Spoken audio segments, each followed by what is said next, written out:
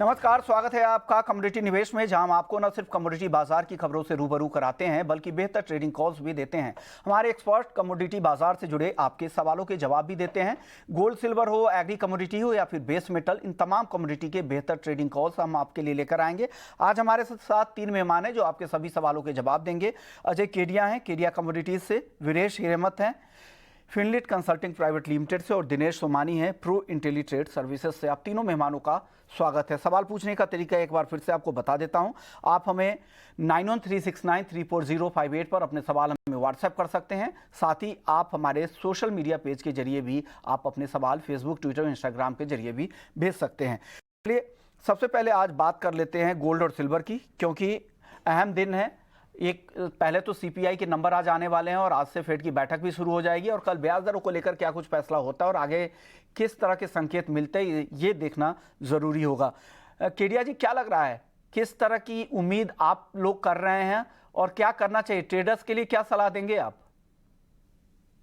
नमस्कार विष्णु जी। नमस्कार sir. Definitely काफी बड़ा दिन रहेगा आज और कल, जिस ढंग से हम देख रहे हैं कि यूएस में जो फेड की अपडेट्स आएंगे वो काफी इंपॉर्टेंट रहेंगे, बिकॉज अनचेंज रहेगा लेकिन आगे का टोन जो रहेगा वो हॉकी से या डॉवी से वो इंपॉर्टेंट है। इससे पहले हमने देखा कि कुछ अटकलें लगाई जाती थी, फर्दर रेट ऑफ इंटरेस्ट बढ़ेगी, बट हमारा मानना है कि पूरे साल भर में 2023 के अंदर 0.25 से ज्यादा रेट हाइक नहीं होगा। वो भी अगस्त में प्रोबेबिलिटी है, अगस्त और सितंबर में, और वो मार्केट ऑलरेडी डिस्काउंट कर रहा है। डॉलर इंडेक्स को देखने से हमें बुलियन का एक क्लियरिटी मिलती है। डॉलर इंडेक्स में जैसे हमने पहले भी कहा था कि 104-104.50 के ऊपर सस्टेन नहीं लगता है, तो एग्जैक्टली हमने 104.60 का हाई लगते हुए देखा। सिंस देन डॉलर इंडेक्स में कंटिन्यू गिरावट, और जब भी डॉलर इंडेक्स में गिरावट आती है तो सोने और चांदी को उसका सपोर्ट मिलता है।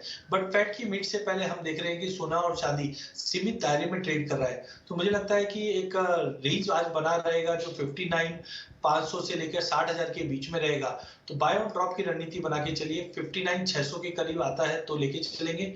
अपसाइड लिमिटेड रहेगा बट 59,900 का रहेगा।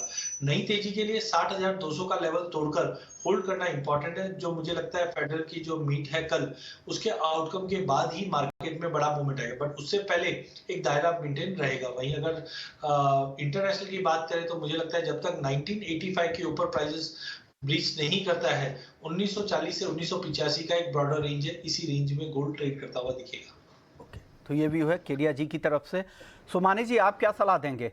एक अहम इवेंट से पहले पूरा काफ़ी इवेंटफुल होता है, आगे भी ईसीबी वगैरह की बैठक है, बैंक ऑफ जापान की बैठक है, फेड के फैसले के बाद भी किस तरह से तैयारी करनी चाहिए और आपको क्या लग रहा है किस तरह की चाल गोल्ड सिल्वर की रहेगी, प्री और पोस्ट कैसे ट्रेड करें?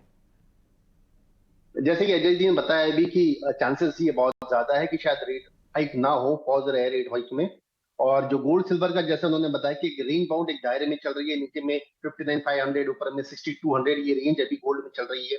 सिल्वर में अगर हम देखते तो 42,500 नीचे, 72,500 नीचे में और 74,000 के आसपास अपसाइड पोटेंशियल इसमें दिखता है।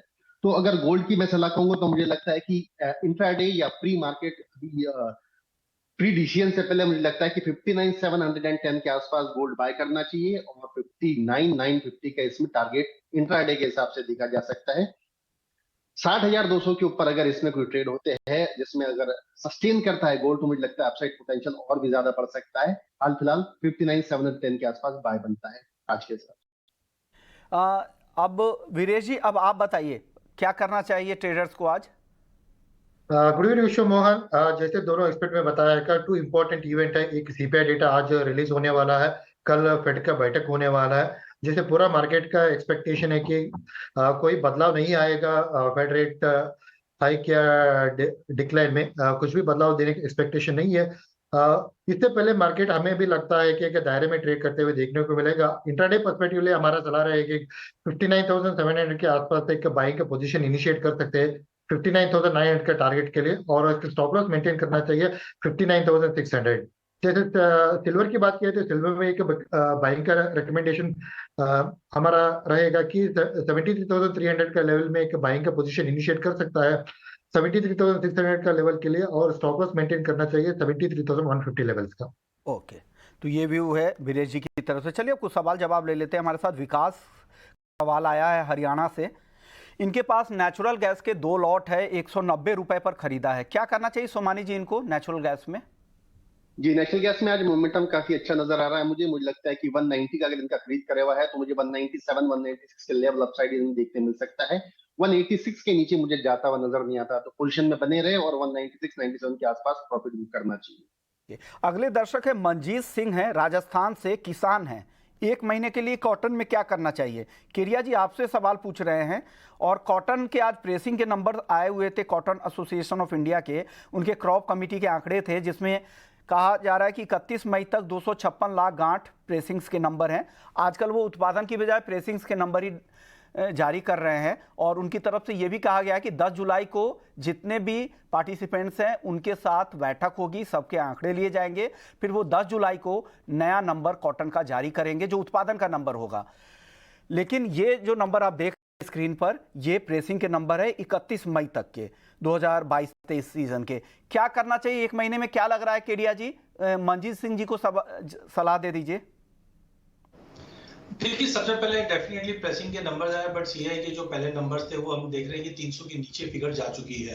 कहीं ना कहीं देखिए, जब भी प्रोडक्शन कम होगा तो भाव को सपोर्ट मिलना चाहिए, बट हम देख पा रहे हैं कि प्राइसेस को बिल्कुल सपोर्ट नहीं मिल रहा है। उसका मुख्य कारण है डिमांड, क्योंकि ना हम जिनर और गिनर्स की डिमांड देख पा रहे हैं। मार्केट में भी डिमांड सिनेरियो काफी स्लो है। एक्सपोर्ट में वैसे भी पार्टिसिपेशन नहीं, क्योंकि जिस ढंग से चाइना, बांग्लादेश, पाकिस्तान, श्रीलंका, ये जितने भी कंट्रीज है, यहाँ पे हम रिसेशन के फियर्स देख पा रहे हैं।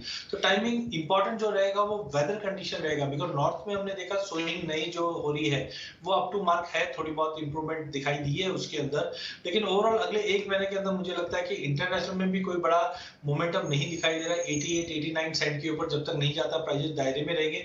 डोमेस्टिक मार्केट पे अगर M6 कॉटन अगर हम कैंडी की बात करें तो यहाँ पे मुझे लगता है कि प्राइसेस 60,000 का एक साइकोलॉजिकल लेवल बन चुका है, तो इसके ऊपर भी जाता हुआ नहीं दिखाई दे रहा, बट 60 के करीब जरूर आता हुआ दिखाई देगा अगले एक महीने में, क्योंकि मौसम की खराबी की वजह से इस बार यील्ड में आगे जाके ड्रॉप हो सकता है, लेकिन डिमांड इंप्रूव होगी तो हम नई तेजी देख पाएंगे। तो टाइमिंग एक महीने के लिए मुझे लगता है 60,000 तक का लेवल, 59,500 से 60,000 तक का लेवल कॉटन कैंडी दिखा सकता है। चलिए अगले दर्शक का सवाल ले लेते हैं। अगले दर्शक ने जो सवाल भेजा है वो है अमित का, नासिक से। इन्होंने सिल्वर माइक्रो खरीद रखा है 75,050 रुपए पे। क्या करना चाहिए वीरेश जी इनको? विश्वमोहन, हमें लगता है कि एक लॉन्ग टर्म में मार्केट एक अच्छा बुल रन में है। जो भी एक करेक्शन आया हुआ है, एक टेक्निकल करेक्शन है, इनके लिए हमारा सलाह है कि एक बाइंग पोजीशन कंटिन्यू रखना चाहिए। फिर भी एक स्टॉप लॉस मेंटेन करना चाहिए, अराउंड 72,500 का नीचे एक स्टॉप लॉस मेंटेन करना चाहिए। But overall second of the year के लिए हमें लगता है फिर से एक नया हाई बनेगा। 80,000 का लेवल एक्सपेक्ट हम कर रहे हैं second half of the year में। ओके, चलिए अगले दर्शक का सवाल ले लेते हैं। अभिषेक हैं दिल्ली से। इनका सवाल है नेचुरल गैस और USD INR पर इनको राय चाहिए। केरिया जी क्या सलाह है नेचुरल गैस पे और USD INR पर? देखिए, नेचुरल गैस में मुझे लगता है एक टेम्पररी तेजी देखने मिल सकती है। अभी भी एज ऑफ नाउ डिमांड की अगर हम बात करें तो एज ऑफ नाउ डिमांड कोई पिकअप नहीं कर पा रहा है ज्यादा, इसलिए मार्केट 180 से लेकर 200 की रेंज में ही ट्रेड करता हुआ दिखाई दे रहा है। एक नई चीज हमने देखी कि CFTC की जो रिपोर्ट आई है CME पे, उस पे क्लियर कर दिखा रहे हैं जो पहले नेट लॉन्ग हुआ करते थे मनी मैनेजर्स, वो अब नेट शॉर्ट में आ चुके हैं। तो टेम्पररी मुझे लगता है ये तेजी रह सकती है, क्योंकि प्राइसेस 185 के ऊपर कंसिस्टेंटली होल्ड कर रहा है। तो 190 पे लीजिए, बट 196 पे प्रॉफिट बुक करके निकल जाइए। जब तक प्राइस 202 के ऊपर क्लोजिंग नहीं देता है, फिर से 185 तक का लेवल दिखा सकता है, जो CFTC की रिपोर्ट के अनुसार दिखाई दे रहा है, क्योंकि इन्वेंट्री भी 100 BC बढ़कर आएगी इस थर्सडे को। वहीं दूसरी और रुपये की बात करें तो रुपये में भी हम देख रहे हैं कि डॉलर में गिरावट के चलते रुपया स्ट्रेंथ जरूर ले रहा है, तो 82 40 50 का जोन देख रहे हैं। बट मल्टीपल ऑफ टाइम हमने देखा है कि 82 80 के ऊपर वैसे भी जा नहीं रहा है, तो मुझे लगता है 82 10 तक का लेवल रुपए में स्ट्रेंथ दिखा सकता है। साथ में आपको ध्यान रखना है डोमेस्टिक मार्केट में, क्योंकि इस बार हम इन्फ्लेशन बढ़ते हुए देखेंगे फूड के। जिस ढंग से हम देख रहे हैं कि मौसम इस बार एल नीनो की वजह से खराब होता हुआ दिखाई देगा, जिसका इम्पैक्ट हमारे फूड इन्फ्लेशन पे इम्पैक्ट देगा। तो टेम्पररी मुझे लगता है कि 82.10 82.20 की रेंज में आ सकता है। फेड की मीट के बाद ज्यादा क्लैरिटी मिलेगी, बट जब तक 82 15-20 तक का लेवल आराम से देखने मिल सकता है। अगला सवाल हालांकि नेचुरल गैस पर है, आपने जवाब दे दिया था। रुपेश कुमार है बिहार से, फिर से पूछ रहे हैं कि केडिया जी की कॉल क्या है। सर एक बार और दोहरा देंगे रुपेश जी के लिए नेचुरल गैस की कॉल केडिया जी? देखिए, नेचुरल गैस में एक ब्रॉडर रेंज बन चुका है, मुझे लगता नहीं है कि कोई बड़ा फ्री या बड़ा जब एज ऑफ नाउ तो नहीं आ रहा है बिकॉज सीएफटीसी की रिपोर्ट भी चेंज हुई है। तो मुझे लगता है आज इंट्राडे के लिहाज से 190 पे लेके चलिए, 186 के स्टॉप लॉस से 196 तक का टेम्पररी अपसाइड दिखेगा, लेकिन नई तेजी के लिए 202 का लेवल तोड़ना इंपॉर्टेंट, तो 196 तक प्रॉफिट बुक करके निकल जाना चाहिए। अगले दर्शक है अशोक है अमरावती से। कॉटन केक क्या 2800 रुपए तक जाएगा क्या? क्या लग रहा है सोमानी जी, कॉटन केक में कोई उम्मीद है 2800 तक की? ये हमने निरंतर इसमें गिरावट देखी है। ऊपर में 2840 से गिरता गिरता नीचे में 2440-50 रुपया तक आ चुका था। ये अभी टेम्पररी पुल बैक आज थोड़ा सा बुलिश जोन में नजर आता है। वॉल्यूम्स अच्छे हैं और थोड़ी रिकवरी का भी चांसेस दिखते हैं। वेदर बहुत बड़ा कंसर्न बन चुका है। महाराष्ट्र में कहीं पर भी अभी बहुत ज्यादा अच्छी बरसातें हुई नहीं है। आज 13 तारीख हो गई, इवन मुंबई में भी बरसातें नहीं हो रही है। तो कहीं ना कहीं मुझे लगता है कि मानसून के कंसर्न को लेकर कॉटन सीड ऑयल केक में एक बुलिश मोमेंटम बनने के पूरे चांसेस है। 2505-10 के आसपास खरीदारी की जा सकती है। 2604 अपसाइड पोटेंशियल मुझे इमीडिएटली देखने मिल सकता है। जी आपका आउटलुक क्या है? आप कहां तक जाता देख रहे हैं कॉटन केक को? 2800 की उम्मीद में है अशोक जी अमरावती से। क्या 2800 संभव है क्या कॉटन केक में? केक में कोई बड़ी तेजी एज ऑफ नाउ बनती हुई नहीं दिखाई दे रही है।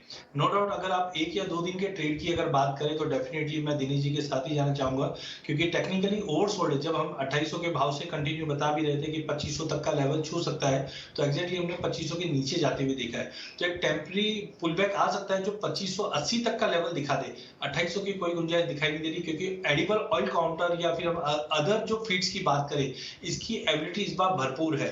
नीचे में मुझे लगता है 2350 तक के भी घर आते हुए देख पाएंगे। नो डाउट क्रॉप का कंसर्न जरूर है, बट जो अदर खल अवेलेबल है उसकी वजह से भाव में कोई बड़ी तेजी नहीं। तो एक जंप आ सकता है 2580 से 2600 के बीच में, बट बेटर रहेगा उस जंप को सेलिंग के लिए यूटिलाइज करना चाहिए। ओके, अगले दर्शक है समीर हैं बुलंदशहर यूपी से। क्रूड ऑप्शन और चांदी दोनों में आज की स्ट्रेटजी जानना चाह रहे हैं। सोमानी जी क्रूड ऑप्शन और चांदी में राय दे दीजिएगा। जो अपसाइड से कल गिरा है $69, जैसे इसे ब्रेक के नीचे हमने $67 आते हुए देखा है। और मुझे लगता है 5700 का पुट लेना ज्यादा मुनासिब लगता है। 5700 के आसपास अगर क्रूड है तो वहां पर पुट लेना चाहिए। मुझे लगता है 100 के आसपास का ये ज्यादा बेटर रणनीति मुझे नजर में आती है। और चांदी की हद तक अगर मैं कहूँ तो 73,125 के आसपास अगर कॉन्ट्रैक्ट मिलता है तो सिल्वर बाय करना चाहिए। 74,500 अपसाइड पोटेंशियल मुझे इसमें नजर आता है। 72,400 ये ब्रीच नहीं करना चाहिए, स्टॉप लॉस मेंटेन करना चाहिए। ओके, अगले दर्शक का सवाल ले लेते हैं। अगले दर्शक हमारे साथ हैं हेमंत आहूजा हैं, हेमंत इंदौर से। इनका सवाल है नेचुरल गैस पे। हालांकि सोमानी जी और किरिया जी ने नेचुरल गैस पे बता दिया था। वीरेश जी अब आप बता दीजिए, इन्होंने 190 रुपए में 2 लॉट शॉर्ट किया हुआ है नेचुरल गैस को, क्या करना चाहिए? देखिए उस्मान, पिछले दो ट्रेडिंग सेशन में एक लगातार फॉल देखने को मिला था। उसके बाद अभी लगभग 3% का एक रिकवरी मिला है। जैसे अजय जी ने बताया कि 192-196 का एक लेवल है, वहां पे हम देखने को मिल सकता है। जैसे मैं भी अजय जी का व्यू से मानता हूं कि एक लंबी तेजी तो नहीं है इसमें, जब तक 202 के ऊपर मार्केट क्लोजिंग नहीं देगा। या इंटरडे बेसिस के लिए 190 में मेरा भी बाइंग का रिकमेंडेशन रहेगा 196 के लिए। इनका जो शॉर्ट पोजीशन है उनके लिए एक सलाह रहेगा कि 196 का ऊपर एक स्टॉप लॉस लगाना चाहिए, क्योंकि जिस तरीके से फंडामेंटल्स है, फंडामेंटल बिल्कुल सपोर्ट नहीं कर रहे एक तेजी के लिए, ओवरऑल फंडामेंटल वीक है। इसके लिए हमारा सलाह रहेगा 196 के ऊपर एक स्टॉप लॉस लगा के मेंटेन कर सकते हैं। महावीर हैं बेंगलुरु से, ये जब पूछ रहे हैं कि क्या 58,800 तक सोना जा सकता है क्या? वीरेश जी आपको उम्मीद है 58,800 जून में? देखिए, सोना चांदी मैं लगातार बोलता आ रहा हूँ कि एक लॉन्ग टर्म में एक तेजी तो बरकरार है। हमें लगता है एक पॉसिबिलिटीज है second half of the year या ईयर एंड तक मार्केट ये लेवल तक आ सकता है। 800 पूछ रहे हैं, ये नीचे की तरफ पूछ रहे हैं। 15 जून तक क्या 58,800 तक सोना आ सकता है क्या? देखिए 58,300 मार्केट हमने एक टेक्निकली देखा तो 59,400 का एक स्ट्रॉन्ग सपोर्ट बन के हुए मार्केट उसी के ऊपर ट्रेड करते हुए देखने को मिल रहा है। जब तक ये 59,400 का नीचे क्लोजिंग नहीं देगा तब तक ये बहुत मुश्किल है 58,500 आने का। हमें नहीं लगता एक वेरी शॉर्ट टर्म में मार्केट वो लेवल आ सकता है। और चांदी क्या 70,000 तक आएगी क्या? सोमानी जी आप क्या कहेंगे? महावीर जी का ही सवाल था, क्या चांदी 70,000 तक फिर से आएगी क्या 15 जून तक? अभी इमीडिएटली तो मुझे पहले 75,500 लगती है सर। अपसाइड ऊपर जाना चांसेस मुझे ज्यादा लगता है। आने वाले 7 से 8 दिनों में 75,500 का स्तर ये छू सकता है। एक टेक्निकल चार्ट पैटर्न बना है इसमें, inverse head and shoulder sort of. तो मुझे लगता है कि 73,100-200 के आसपास अगर मिलता है तो इसको बाय करना चाहिए। 2,000 रुपए ऊपर जाने के मुझे चांसेस ज्यादा लगते हैं पहले। 75 से फिर ये नीचे आने के चांसेस बनेंगे। अगले दर्शक है पवन है हिसार से। कॉटन केक, धनिया और ग्वार सीड तीनों में राय जानना चाह रहे हैं। 2 महीने का आउटलुक है कॉटन केक और कोरिएंडर का। केडिया जी क्या सलाह देंगे पवन को? देखिए, सबसे पहले कॉटन सीड ऑयल केक की अगर हम बात करें तो जैसे रिसेंटली मैंने अभी बताया भी है कि टेक्निकली काफी ज्यादा ओवरसोल्ड में है मार्केट, लेकिन फंडामेंटल में कोई चेंजेस नहीं हुआ है। तो आई थिंक मार्केट में 2600 तक का एक पुलबैक आ सकता है। उस पुलबैक पे बेच के चलिए जब तक प्राइस 2680 के ऊपर क्लोज नहीं देता है। नीचे में 2380 2350 तक का लेवल देखने मिल सकता है। हाँ, जुलाई अगस्त के बाद मार्केट में एक सपोर्ट बनना चालू हो जाएगा। सेकंड है गवार। गवार में हमारा मानना था कि 5400 से 5850 का एक दायरा, उसी दायरे में मार्केट मूव कर। पिछले 2 सेशन में हमने एक अच्छी खासी गिरावट देखी और प्राइजेस में 5100 का एक अच्छा सपोर्ट लेके उठने की पूरी कोशिश कर रहा है। गवार गम भी हम देख रहे हैं कि 2 दिन की बड़ी गिरावट के आज मार्केट रिकवर करना चालू किया है। तो टाइमिंग हमें लगता है कि मार्केट के अंदर एक रिकवरी देखने मिल सकती है। बिकॉज आप ये देखिए कि जो ग्राउंड लेवल पे अभी बेमौसम बरसात हुई, उससे एक हम बोल सकते हैं सोइंग को एक बेनिफिट मिला है। तो अब ये देखना है कि कॉटन, मूंग, इनमें सोइंग कितनी बड़ी है गवार के मुकाबले।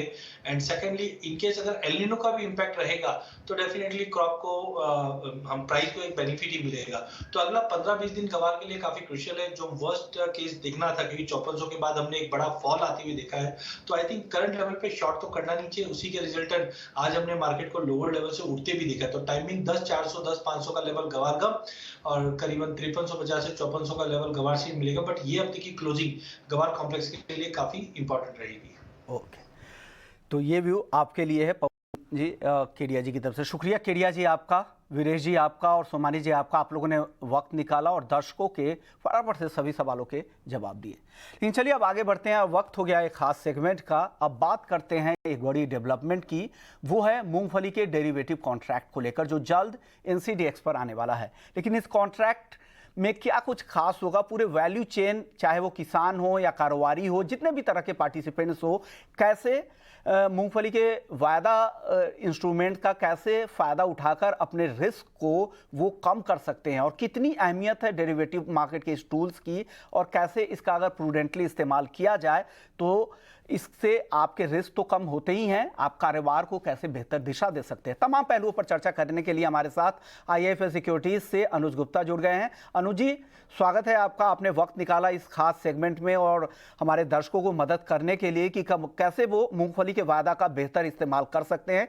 इसके वाले इस टूल्स का कैसे इस्तेमाल कर सकते हैं।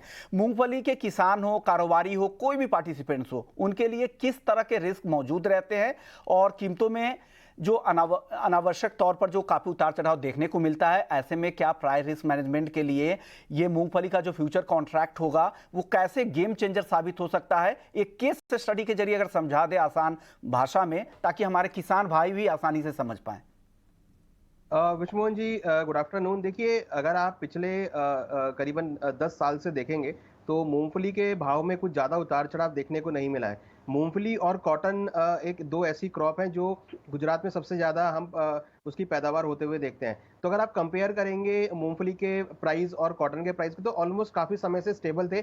मगर लास्ट ईयर हमने देखा कि कॉटन के प्राइस ऑलमोस्ट करीबन डबल होते हुए दिखाई दिए थे। वहीं उसके बावजूद भी हमने देखा कि जो मूंगफली के प्राइस थे वो उतने इंक्रीज नहीं हुए हैं। तो करीबन अगर आप 10 साल से वैल्यूएट करेंगे तो मूंगफली के प्राइस ऑलमोस्ट स्टेबल रहे। उसके विपरीत हमने देखा कि कॉटन के प्राइस में काफी तेजी देखने को मिली। तो उसकी वजह से क्या हुआ कि जो किसान थे मूंगफली के, वो कॉटन में शिफ्ट होते हुए दिखाई दिए। और हालांकि कॉटन की जो क्रॉप थी वो बढ़ गई, बट यहाँ पर हमने देखा कि मूंगफली की जो क्रॉप थी वो कम हो गई। तो कहीं ना कहीं वायदा ना अवेलेबल होने की वजह से जो किसान थे, जो मूंगफली के किसान थे, वो अपने को सही तरीके से हेज नहीं कर पाए। तो अगर उनके पास उस टाइम पर अगर फ्यूचर कॉन्ट्रैक्ट अवेलेबल होता, तो अगर उनको प्राइस नहीं मिल रहा था तो वो अपनी पोजीशन को फ्यूचर्स मार्केट में बेचकर हेज कर सकते थे। और कहीं ना कहीं जो डाइवर्सिफिकेशन वाली बात थी, क्रॉप डाइवर्सिफिकेशन की, वो यहाँ पर नहीं आती। हमने देखा है कि जो ओवरऑल अगर आप देखेंगे तो गुजरात जो है वो करीबन 40% पूरी इंडिया की क्रॉप का जो है कंट्रीब्यूट करता है। और हमने देखा कि कहीं ना कहीं गुजरात में मूंगफली के अच्छे रेट ना मिलने की वजह से, राजस्थान में अच्छे रेट ना मिलने की वजह से जो एकरेज है वो सारी कॉटन में शिफ्ट होती हुई दिखाई दी। तो ये एक सबसे बड़ी केस स्टडी है जिसमें हमने ये देखा कि अगर फ्यूचर कॉन्ट्रैक्ट अवेलेबल होते तो किसानों को कहीं ना कहीं हेज करने के लिए बेनिफिट मिलता। किसान ट्रेडिंग करके यहाँ पर अपना कमा सकते थे। किसान हेज करके अपना जो प्राइस जो नीचे आ रहा था, जो स्टेबल था, उससे यहाँ पर प्राइस को मोमेंटम ले सकते थे। तो कहीं ना कहीं जो प्राइस में मोमेंटम होता है वो कहीं ना कहीं हमें देखा जाता है कि फिजिकल मार्केट में सबसे ज्यादा किसानों के लिए फायदेमंद होता है। और वो मोमेंटम अगर नहीं है तो किसान जनरली शिफ्ट होते हुए दिखते हैं, जो कि हमने ग्राउंड नट के केस में आता हुआ देखा। तो मुझे लगता है कि अब जो ये कॉन्ट्रैक्ट लॉन्च हो रहा है तो कहीं ना कहीं इससे किसान जो है, जो मूंगफली के किसान है, क्योंकि मूंगफली एक ऐसा प्रोडक्ट है, मूंगफली का तेल एक ऐसा प्रोडक्ट है जो भारत एक्सपोर्ट भी करता है। हमने देखा रिसेंटली चाइना में ड्रॉट की वजह से जो मूंगफली का प्रोडक्शन था चाइना में कम हुआ, तो जो सारी डिमांड थी वो इंडिया की तरफ शिफ्ट होती हुई दिखाई दी। हमारे जो एक्सपोर्टिंग कंट्री जैसे साउथ अफ्रीका, यहाँ पर हम एक्सपोर्ट करते हैं, यूरोप में हम एक्सपोर्ट करते हैं। तो अगर अब फ्यूचर कॉन्ट्रैक्ट आता है और अगर मोमेंटम मिलता है, क्योंकि डिमांड बहुत है इसकी और अगर सप्लाई यहाँ पे कम है तो प्राइस बढ़ने चाहिए। तो कहीं ना कहीं मुझे लगता है कि अब जो फ्यूचर कॉन्ट्रैक्ट यहाँ पर अब लॉन्च होगा एनसीडीएक्स में, उससे जो किसान लोग हैं वो अपने को हेज कर पाएंगे। और एक रिस्क मैनेजमेंट जो प्राइस के ना से या प्राइस के गिरने से जो रिस्क मैनेजमेंट होता है उसको तरीके से वो हेज कर सकते हैं एक्सचेंज के प्लेटफॉर्म से। सर, मैं फंडामेंटल्स पे बाद में आऊंगा कि कौन कौन से फंडामेंटल्स है जो मूंगफली की कीमतों को प्रभावित करते हैं। पहले इंटरनेशनल फैक्टर्स को समझ लेते हैं, क्योंकि कोई भी जो पार्टिसिपेंट, पूरे वैल्यू चेन को इसकी ज़रूरत होती है। तो कौन कौन से अहम चीज़ें, कौन कौन से अहम फैक्टर्स होते हैं ग्लोबली जिस पे हमें नज़र रखनी चाहिए? देखिए, ग्राउंडनट ऑयल सबसे बड़ा पार्टिसिपेट करता है एडिबल ऑयल में। तो एडिबल ऑयल की जो डिमांड सप्लाई है ग्लोबल के अंदर, वो सबसे ज़्यादा यहाँ पे रोल प्ले करती है। वहीं चाइना की जो प्रोडक्शन है, क्योंकि चाइना भी बहुत बड़ा कंट्रीब्यूट करता है, करीबन आप देखेंगे तो करीबन 17 मिलियन टन के आसपास का इनका प्रोडक्शन है। तो चाइना का जो प्रोडक्शन है वो भी यहाँ पे काफ़ी रोल प्ले करता है। तीसरा पॉइंट है कहीं ना कहीं जो हम एक्सपोर्ट करते हैं साउथ अफ्रीका में या यूरोप में, तो जो इंटरनेशनल मार्केट की डिमांड है वो यहाँ पे सबसे ज़्यादा आगे एक अगेन फैक्टर है जो कि रोल प्ले करता है। तीसरा इंपॉर्टेंट है मॉनसून, क्योंकि कहीं ना कहीं इंडिया के अंदर जो मॉनसून है और वैश्विक स्तर पे जो वेदर कंडीशन है वो यहाँ पे सबसे ज़्यादा इंपॉर्टेंट रोल प्ले करती है। और ओवरऑल एडिबल ऑयल मार्केट का जो फंक्शन है, एडिबल ऑयल मार्केट की जो कंडीशन है, सिचुएशन है, वो यहाँ पे रोल प्ले करती है। हमने देखा पिछले एक साल में सभी एडिबल ऑयल के प्राइसेस नीचे गिरते हुए दिखाई दिए, तो हमने देखा कि वैश्विक स्तर पर भी ग्राउंडनट के भावों में कुछ ज़्यादा खास तेजी देखने को नहीं मिली। तो ओवरऑल एडिबल ऑयल का, एडिबल सेक्टर की जो पूरी स्टोरी है, जो पूरी प्राइस परफॉर्मेंस है या पूरे वैश्विक स्तर पे जो कंडीशन है, वो भी इस ग्राउंडनट ऑयल को इफेक्ट करती है। तो ओवरऑल अगर फंडामेंटल्स की बात करें, ऐसी कौन कौन सी खबरें हो गई, जैसे सोइंग से लेकर फ्लावरिंग और आगे के स्टेज की, मॉनसून का आपने जिक्र किया, इंटरनेशनल फैक्टर, और कौन कौन से ऐसे बच जाते हैं फैक्टर्स जो फंडामेंटली हमें देखने चाहिए, उन खबरों पे नज़र रखनी चाहिए ताकि भाव का पहले से हम प्रिडिक्ट कर पाएं और उस हिसाब से अपने पोजीशन भी डेरिवेटिव मार्केट में ले पाएं? देखिए, ग्राउंडनट के लिए सबसे ज़्यादा इंपॉर्टेंट है आपका मॉनसून। और हम देख रहे हैं इस टाइम हम मॉनसून से गुजर रहे हैं, तो कहीं ना कहीं आपको अगर इस बार मॉनसून अच्छा होता है तो हम ग्राउंडनट की आगे अच्छी होती हुई देखेंगे। और अगर किसानों को रेट अच्छे मिलेंगे तो हम यहाँ पर क्रॉप डाइवर्सिफिकेशन भी कम होते हुए देखेंगे। तो इंपॉर्टेंट अगर हम इंडियन पर्सपेक्टिव से देखें, क्योंकि गुजरात और राजस्थान दो बड़े स्टेट हैं जो यहाँ पर काफी कंट्रीब्यूट करते हैं, और इन दोनों स्टेट में मॉनसून का आना डेफिनेटली एक बड़ा इंपॉर्टेंट रोल प्ले करेगा ग्राउंडनट की क्रॉप के लिए। तो मुझे लगता है कि एक मॉनसून का जो फैक्टर है वो यहाँ पे रोल प्ले करेगा। दूसरा इंपॉर्टेंट है एडिबल ऑयल की डिमांड भारत के अंदर। हमने देखा है कि पिछले एक साल से एडिबल ऑयल की डिमांड जो है वो यहाँ पे कम होती हुई दिखाई दी है, और दूसरी तरफ हमने देखा है कि वैश्विक स्तर पर भी जो डिमांड है वो कम रही है। तो डिमांड एडिबल ऑयल का होना, उससे कहीं ना कहीं हम देखते हैं कि जनरली चाहे वो सोयाबीन का तेल हो, चाहे रिफाइंड सोया हो या ग्राउंडनट ऑयल हो, तो सभी ऑयल की जो डिमांड है वो यहाँ पे रोल प्ले करती है। और अगर सभी के अंदर अच्छा खासा मोमेंटम होता है डिमांड का, तो हम देखते हैं कि सभी एडिबल ऑयल के जो प्राइसेस है वो ऊपर की तरफ आते हुए दिखते हैं। हालांकि अगर डिमांड नहीं है तो हमने प्राइस को नीचे भी आते हुए देखा है। छोटा अब एक जवाब आपसे एक और चाहूँगा कि कैसे डेरिवेटिव टूल्स की मदद से जो भी पार्टिसिपेंट्स हो, चाहे वो एक्सपोर्टर हो, बायर हो, स्टॉकिस्ट हो, चाहे वो जो भी कंज्यूमिंग पार्टिसिपेंट्स हो, कैसे वो सिस्टमैटिक तरीके से खरीदारी कर सकते हैं डेरिवेटिव मार्केट में? देखिए, डेरिवेटिव मार्केट में जैसा कि हम देख रहे हैं कि मॉनसून है अभी, तो मॉनसून के टाइम में अगर कॉन्ट्रैक्ट अवेलेबल है एनसीडीएक्स में, जैसे कि हम देख रहे हैं अभी कुछ ही दिनों में लॉन्च होते हुए दिखाई देंगे, तो उसमें वो अपनी क्रॉप सोइंग से लेकर जब तक अराइवल नहीं आती तब तक वो अपनी क्रॉप को, अपनी जो पोजीशंस हैं उसको फ्यूचर्स मार्केट में प्रोक्यूर कर सकते हैं, उसको बाय कर सकते हैं। जैसे अगर वो अभी हार्वेस्टिंग कर रहे हैं तो अभी वो कुछ क्वांटिटी बाय कर सकते हैं जो कॉन्ट्रैक्ट्स अवेलेबल हैं। जैसे जैसे उनकी क्रॉप आती जाएगी वो अपने माल को निकालते जाएंगे और आगे की जो कॉन्ट्रैक्ट्स हैं उसको बाय करते जाएंगे। तो अल्टीमेटली क्या होगा कि अगर प्राइस किसी भी मंथ में ऊपर या नीचे फ्लक्चुएट करेंगे तो जो उनकी पोजीशंस होंगी सारे कॉन्ट्रैक्ट्स में, तो वहां पर उनको एक बेनिफिट मिलता हुआ दिखाई देगा। तो एक साथ सारी पोजीशन ना लेकर जैसे जैसे उनकी परफॉर्मेंस बढ़ती है या फिर जैसे जैसे आगे टाइम बीतता जाएगा उस हिसाब से हर कॉन्ट्रैक्ट में वो पोजीशन को ले सकते हैं। और मींस कि हर महीने में उनको कुछ ना कुछ मोमेंटम देखने को मिलेगा। तो अल्टीमेटली जो उनकी कॉस्टिंग है वो यहाँ पर उनकी मैनेज होती हुई दिखाई देगी, क्योंकि क्रॉप के आने से पहले इंपॉर्टेंट होता है किसान के लिए कॉस्टिंग को मैनेज करना। तो अगर किसान अपनी कॉस्टिंग को मैनेज कर लेता है तो उसको कहीं ना कहीं एंड प्रोडक्ट का जो प्राइस है वो उसके लिए काफी बेनिफिट वाला होता है। तो मुझे लगता है कि अगर किसान सोइंग से लेकर ही वायदा व्यापार को देखे और वायदा व्यापार के जो कॉन्ट्रैक्ट है उसके प्राइस के अकॉर्डिंग अपनी पोजीशन को बनाना स्टार्ट करे, अपनी पोजीशन को हेज करना स्टार्ट करे, तो उसके लिए फाइनली जो है वो फायदेमंद रहता है। शुक्रिया अनुज जी, बहुत बहुत शुक्रिया आपका। आपने हमारे जितने भी पार्टिसिपेंट्स, फार्मर से लेकर कारोबारी तक, सबको जागरूक करने के लिए और बताने के लिए कि कैसे वो ग्राउंड नट का जो फ्यूचर्स का डेरिवेटिव प्रोडक्ट जो आने वाला है एनसीडीएक्स पर, कैसे उसका इस्तेमाल करके अपने कारोबारी रिस्क को कम कर सकते हैं, कीमतों में होने वाले अनावश्यक उतार चढ़ाव के रिस्क को कैसे कम कर सकते हैं और कैसे अपने पोजीशन को हेज कर सकते हैं, अपने रिस्क का मैनेजमेंट कर सकते हैं। शुक्रिया सर। चलिए, इस खास पेशकश में फिलहाल इतना ही, लेकिन बाकी खबरों के लिए आप बने रहिए ईटीवी स्वदेश पर। नमस्ते।